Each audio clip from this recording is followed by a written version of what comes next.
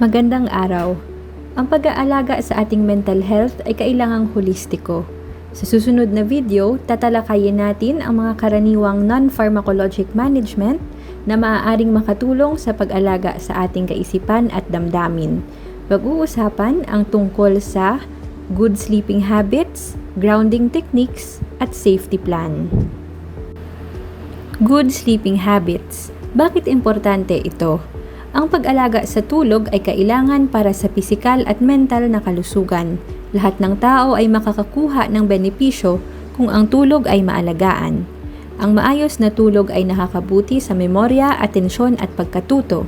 Ito rin ay tumutulong para mas ma-regulate ang mood o damdamin. Dalawang paraan para maalagaan ang tulog ay ang universal sleep hygiene at stimulus control therapy. Universal sleep hygiene. Ang ating lifestyle ay nakakaapekto sa tulog.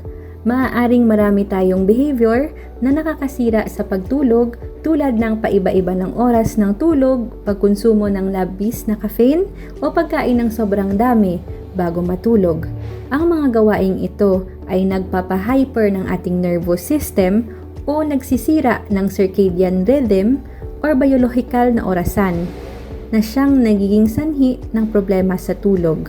Ang focus ng universal sleep hygiene ay pagbago sa mga lifestyle, environmental at behavioral na kadahilanan ng problema sa tulog.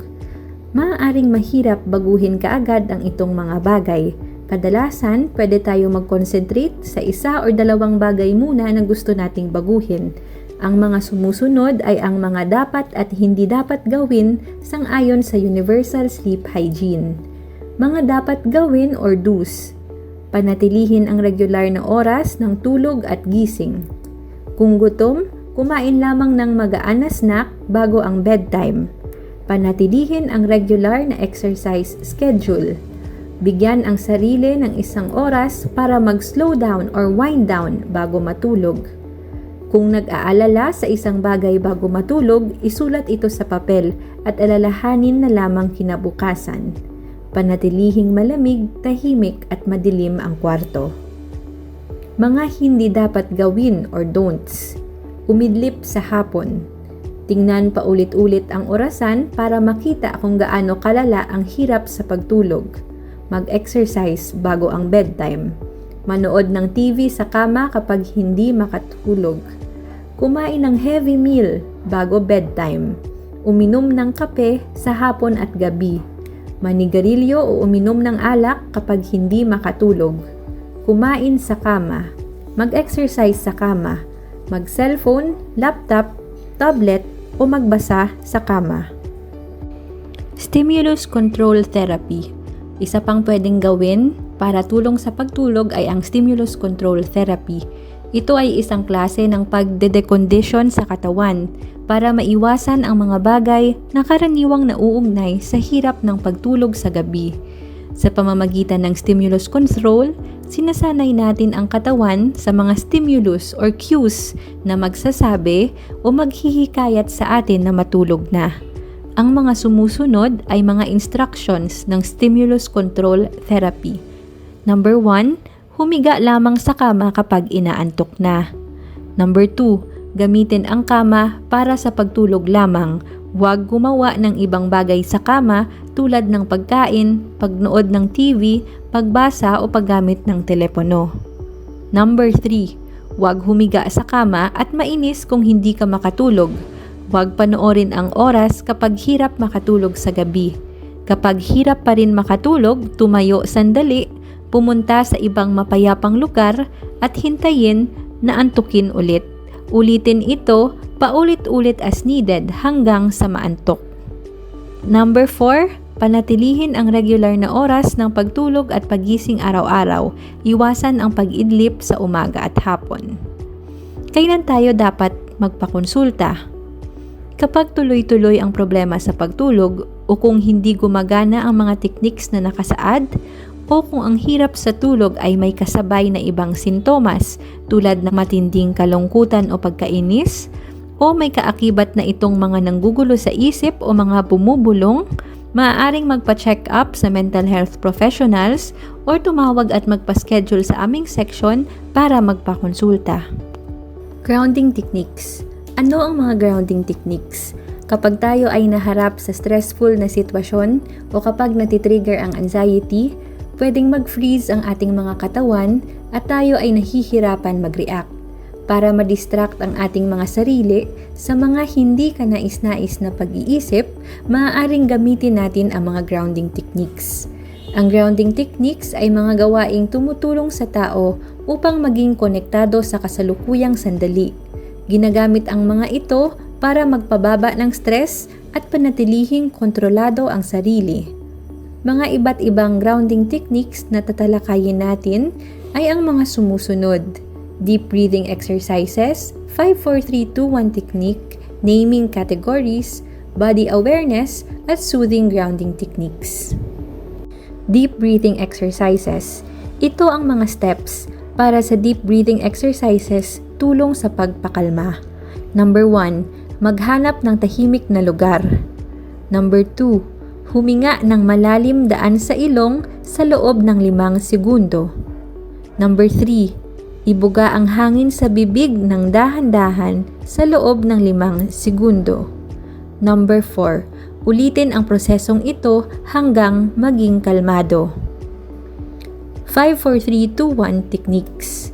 Gamit ang 5-4-3-2-1 technique, sasadyain nating tukuyin ang mga detalye ng paligid gamit ang bawat isa sa mga pandama.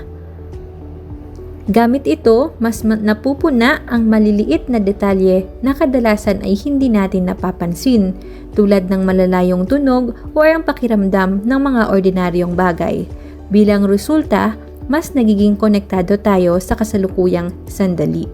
Sa 5-4-3-2-1 technique, iyong tukuyin 5 bagay na iyong nakikita, 4 na bagay na maaari mong hawakan, 3 bagay na naririnig mo, 2 bagay na naaamoy, at 1 bagay na nalalasahan.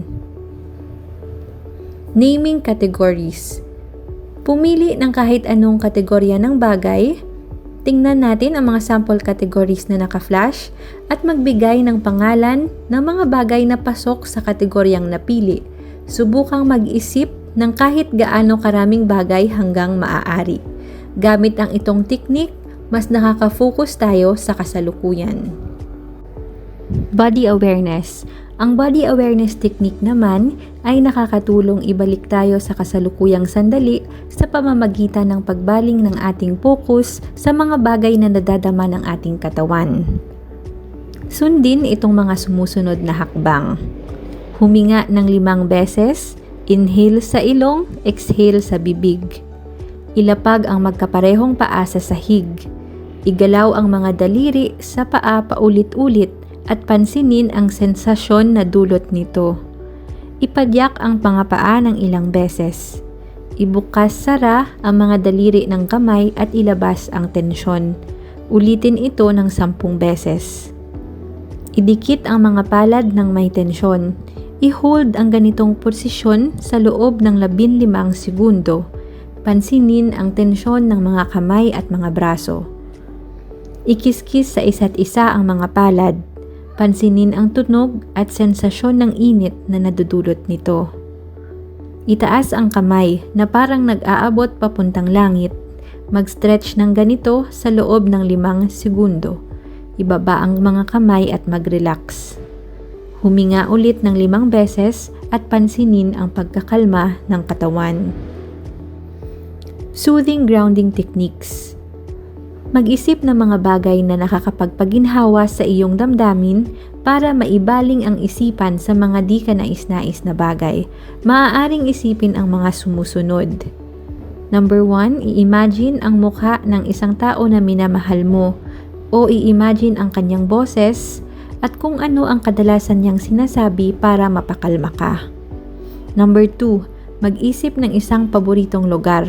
Ano ang mukha nito, ano ang mga amoy at tunog doon, at ano ang pakiramdam kapag nandoon. Number 3, humawak ng isang bagay na nagpapakalma, tulad ng isang malambot na kumot o damit. Number 4, maglaan ng ilang minuto kasama ang iyong alagang hayop o i-imagine ano ang pakiramdam kapag kasama mo ito. Maaaring subukan ang mga grounding techniques na nakasaad at hanapin ang pinaka-epektibo para sa iyo. Ang maayos na pag-practice ng grounding techniques ay maaaring magpabuti ng ating kakayahan ma-manage ang stress at ma-manage ang matinding bugso ng emosyon. Safety plan. Ano ang safety plan? Ang safety plan ay isang tool na maaaring gamitin para tulungan ng isang tao para malampasan ang mga self-harm o suicidal thoughts o ang paulit-ulit na pag-isip na magpakamatay o saktan ang sarili. Kadalasan, ang safety plan ay dinedevelop ng pasyente kasama ang kanyang doktor. Mainam din na tayo ay maging pamilyar dito para masuportahan natin ang isa't isa kung kinakailangan. Ang mga components ng safety plan. Ang safety plan ay may 6 na importanteng bahagi. Number 1. Alamin ang mga warning signs o mga bagay na maaaring mag-trigger ng self-harm or suicidal thoughts. Tulungan ang pasyenteng i-identify ang mga bagay na dati ay naging sanhi ng pagsimula ng mga ganitong pag-iisip. Maaaring ito ay matinding pagkalungkot, pagkakaroon ng problema sa kaibigan o pamilya o iba pa. Number 2. Alamin ang mga internal coping strategies na maaaring mag-distract sa isip sa mga self-harm or suicidal thoughts. Mag-isip ng mga bagay na dati ay nakatulong para kahit pansamantala ay madistract ang isip. Maaaring ito ay ang pagjo-journal, pagpasyal sa paligid, pag-exercise at iba pa. Number 3. Alamin ang mga tao at mga lugar na maaaring mag-distract sa isip sa mga self-harm or suicidal thoughts. Maaaring masali sa listahan na ito ang mga tao na dati ay naka-comfort or nakatulong sa pasyente o di kaya'y mga lugar kung saan dati ay nakahanap ng kapayapaan katulad ng simbahan, parke at iba pa. Number 4. Ilista ang mga tao sa buhay ng pasyente na maaaring makontak kung kailangan ng tulong. Maaaring isama dito ang mga family members, friends, co-workers, kapitbahay, at iba pa.